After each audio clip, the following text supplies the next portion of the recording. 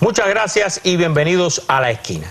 Hace 2 semanas aproximadamente, una noticia científica le dio la vuelta al mundo y ocupó titulares en numerosos medios escritos, radiales, digitales y televisivos. ¿De qué les estoy hablando? Bueno, lo primero es que sale un artículo en la revista Nature, una revista muy reconocida en el mundo de la ciencia y donde muchas veces una especie de validación de tesis o de trabajos se publican y una especie de que está validado salió allí. Esta revista, después de una investigación, ahí están viendo el artículo que dio origen a todo esto, revela lo siguiente, está en inglés, por eso ahora se lo ayudo a traducir un poco, que un grupo de científicos chinos de la Universidad Sun Yat-sen, que vamos a ver las imágenes, las buscamos también, esa es la universidad donde radica este equipo de investigadores, había logrado, escuchen bien, y esta es la noticia, por primera vez en la historia, modificar el ADN de un embrión humano. O sea, el ADN de un embrión humano quiere decir que esto que están viendo en pantalla, este pedacito, fue modificado. Y usted me dirá, bueno, Taladrí, no abuse, ¿de qué me estás hablando? Que modificaron el ADN de un embrión humano. ¿Por qué eso fue titular? ¿Por qué le dio la vuelta al mundo? Bueno, para ayudarnos a entender y explicar esto, invité hoy aquí a La Esquina a una eminencia de esta ciencia, la doctora Hilda Roblejo. Y no se preocupe por lo de eminencia, ese título se lo doy yo. Lo incorporamos al de doctora Hilda Roblejo del Centro Nacional de Genética Médica. Muchas ¿correcto? Gracias, sí. Doctora, ¿qué hicieron estos investigadores chinos que le dio la vuelta al mundo la noticia? Bueno, estos investigadores chinos, como bien comentabas, manipularon un embrión humano y corrigieron un defecto en el ADN que propiciaba el origen de una enfermedad genética, una enfermedad que en este caso es una hemoglobinopatía, que es la beta-talasemia. Intentaron corregir el defecto molecular que provoca esta enfermedad y con eso, bueno, fueron titulares en el mundo, y lo más importante es que generaron un gran conflicto. Antes de entrar en el conflicto, espérese, porque esa es otra parte, ¿por qué esto genera tanto conflicto? Que no es por eso, tengo entendido. Vamos a entender lo que pasó. Vamos primero, a ver, ¿qué cosa es el ADN? Rápido. Yo sé que eso va para un semestre de clase, una tesis, yo sé, pero el ADN, ¿qué cosa es? Bueno, el ADN es una molécula que contiene toda la información genética necesaria para el funcionamiento de las células, de los organismos y además la molécula responsable de la transmisión de la información genética. Eso quiere decir que en el ADN viene ya diseñado cómo va a ser la criatura que nace. Bueno, en el ADN viene la información genética para codificar todas las proteínas a nivel de las cuales se expresa esa información. Sí, pero los caracteres. Eso quiere decir, por ejemplo, que estas enfermedades que son de origen genético, en el ADN viene subyace un defecto molecular. Un defecto que se va a heredar de padres a hijos. En algunos casos son heredados de padres a hijos. Ahora, ¿qué hicieron ellos? Creo que hay un esquema que usted trajo, ¿lo ponemos? Sí, cómo no. Vamos a ver, Jaime nos ayuda, ahí está. Bueno, ellos utilizan un sistema enzimático presente en algunas bacterias, es decir, en algunos microorganismos que son procariontes. Este es un sistema que CRISPR-Cas9, en este caso ese mismo tiene el título del artículo que sale publicado, es un sistema de defensa, como decía, que tienen algunas bacterias para evitar la presencia de ADN extraño, es decir, de manera natural, un grupo de bacterias tienen este sistema. A ver, doctora, eso que está ahí son 2 pinzas que pican la parte mala. Bueno, esas pinzas representan unas enzimas. Ajá. Que primeramente hay una molécula que reconoce el gen, es decir, que en este caso es lo que está en color morado. Ajá. Se identifica esa región y otras enzimas cortan esas regiones que en este caso están eliminando ese pedacito es donde se iba a transmitir la información de una enfermedad. Exacto, esta imagen es un esquema con mucho claro. Dista de la eso realidad. Es para los mortales como yo, no se preocupe para poder entenderlo, no se preocupe. Ahora, ahí en ese pedacito venía la información que iba a dar origen a que esa criatura naciera. A ver, estamos utilizando un principio que existe en las bacterias. En la bacteria no es exactamente el gen que provoca una enfermedad. La bacteria identifica el ADN ajeno y lo corta y lo elimina. En este caso estamos utilizando el mismo principio, que en este caso identificamos el gen deleterio para producir esa enfermedad. Entonces, ¿qué hicieron ellos? Modificar. Identificaron esa región. Esa región. Exacto. cortan, en un eliminan en un embrión, en las células de un embrión humano, cortaron esa región y la sustituyen por una secuencia que va a sintetizar una proteína funcional. Que no transmite nada. De manera que esa criatura que nazca no va a tener esa enfermedad de origen genético. Supuestamente. Supuestamente. Exacto, supuestamente. Ahora bien, yo tengo entendido que el revuelo no se armó por eso. Evalúeme, sin pena. Usted sabe que a mí permanentemente mis amigos, los científicos cubanos, me están evaluando y me dan evaluaciones, todo ello. No tenga pena.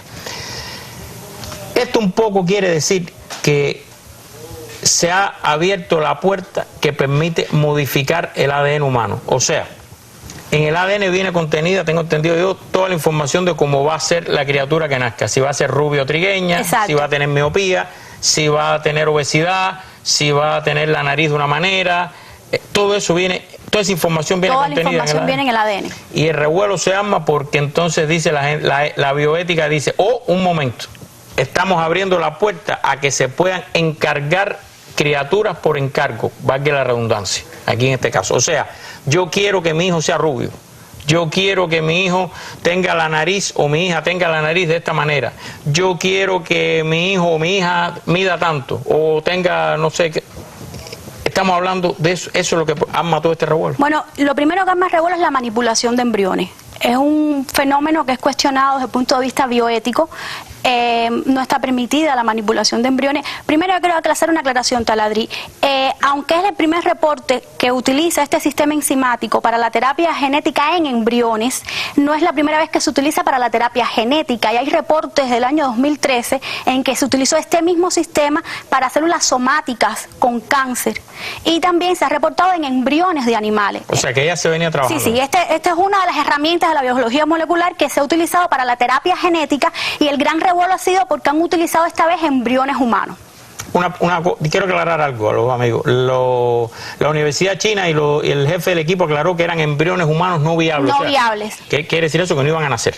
Que por la información genética que tenían no era posible, es decir, no era posible que continuaran su desarrollo normal, no eran viables. Probablemente si se hubiesen colocado en algún útero, el resultado iba a ser un aborto. No iban a ser viables. No iban a lograr. Ellos lo aclararon, pero aún así hay un primer conflicto ético. Exacto, en el trabajar en embriones. En el tema de la manipulación. Ahora, de los embriones. ¿por qué el conflicto ético? ¿Qué dice alguien que se oponga a esto, por ejemplo?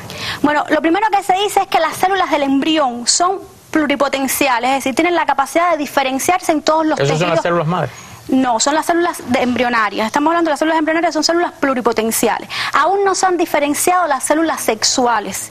Y aún cuando la terapia génica se ha permitido en algunas células somáticas, no está permitida en las células germinales, porque estamos hablando ya de la herencia, de la transmisión genética que vamos a transmitir a nuestros hijos. Eso es un primer conflicto, es decir, la manipulación de las células sexuales no está permitido.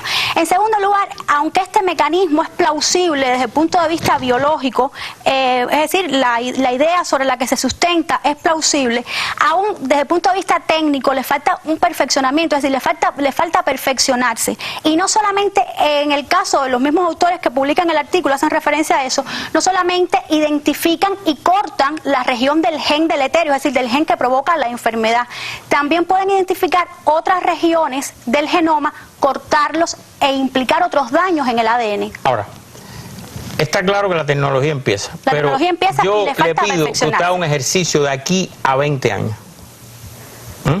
Se supone que todos esos problemas se resuelvan. Sí, tecnológicamente y entonces logra una mayor especificidad. Y entonces el dilema es si se va a poder encargar que los hijos sean de una manera específica. No, mira, como genetista... Pero no es eso lo que dicen los enemigos de... Sí, claro, los enemigos están exactamente que sean bebés por encargo. Exacto, que sean bebés por encargo. No, ahora todo el mundo dice, por supuesto, todo el mundo dice, esto es para evitar que enfermedades de transmisión genética se trasladen a los que nazcan o a las criaturas que nazcan. Nadie habla de hacer un bebé rubio, pero la tecnología va a servir para eso también, de aquí a 20 años, ¿no? La tecnología tiene que ir apareada de normativas y regulaciones y de la prudencia de los investigadores. ¿Cómo se controla eso? Bueno, ¿Cómo usted controla que la gente con dinero en este mundo no haga una clínica privada que cueste mucho en una islita en no sé dónde, y entonces yo quiero que mi hijo sea de estas características ¿Cómo se controla eso? Como mismo está, por ejemplo, la proclamación de los derechos del genoma humano, de protección del genoma humano, las agencias reguladoras tendrán que tomar partido y tomar parte en trazar normativas que regulen eso, porque lo legítimo, por ejemplo, como genetista clínico, que atiendo pacientes con enfermedades genéticas, que asisto a veces a las afectaciones que eso implica para la calidad de vida, para la expectativa de vida, por lo que eso repercute en la familia. Bueno, para mí puede ser legítimo trazar experimentos en virtud de controlar, eliminar estas enfermedades de transmisión genética por esta vía. Lo que sí no es legítimo es potenciar capacidades que no tienen relevancia para el ser humano, como puede ser la belleza. Pero también hay otra gente que diría, bueno, ¿y qué tiene de malo que si tiene dinero y lo paga, encargue que su hijo sea rubio? Bueno, Taladrí, porque fíjate, y también es un poco complejo. Ya se nos acabó el tiempo. Déjeme decirle que ya el dios Crono de aquí dio la seña que se nos acabó el tiempo, pero dígame rápido. Mire, le voy a decir rápido, estamos hablando de rasgos bien complejos. Por ejemplo, yo puedo, desde el punto de vista técnico, pudiera ser más fácil manipular caracteres monogénicos, pero cuando hablamos de inteligencia, de color de la piel, son rasgos en los que participan muchos genes, manipularíamos todos esos genes y repito, éticamente no sería aprobado porque estoy potenciando cualidades que no tienen relevancia. Esto da para más, pero usted mencionó una cosa, ¿puede llegar a manipularse genes que transmitan niveles de inteligencia? Es muy complicado porque la inteligencia es un concepto... Piense de aquí a 20, 50 años, doctora. Piense que esto está empezando. ¿Y de qué tipo de inteligencia estamos hablando? ¿De la lógica matemática, de la espacial, de la verbal? Fíjese cuántas inteligencias, cuántos genes entonces. 8 tipos de inteligencia. Exactamente, entonces ¿de cuántos genes estamos hablando? Y te repito... ¿Pero se podrá lograr eso?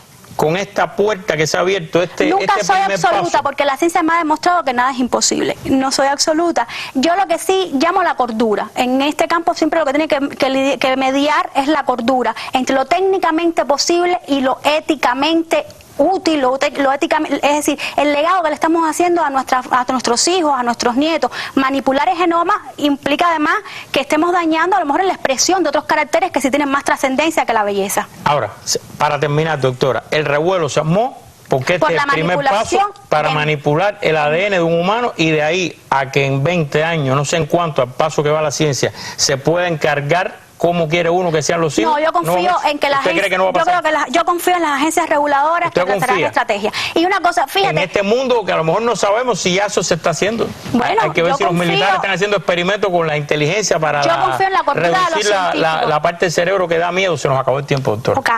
Muchísimas gracias. Esto da para 2 o 3 esquinas más o para otro programa. A lo mejor hacemos un programa de esto más largo. Muchísimas gracias por haber estado aquí y habernos ayudado a entender esto. Y ahora, yo sé que a media, yo sé que se quedan quizás con alguna duda, yo sé que quizás quisieran algunos entender un poquito mejor esto, pero bueno, qué bueno que le abrimos también la puerta para que ustedes busquen información, lean y profundicen, inspirados también en lo que nos explicó la doctora. Así que termino la esquina y regreso a la mesa.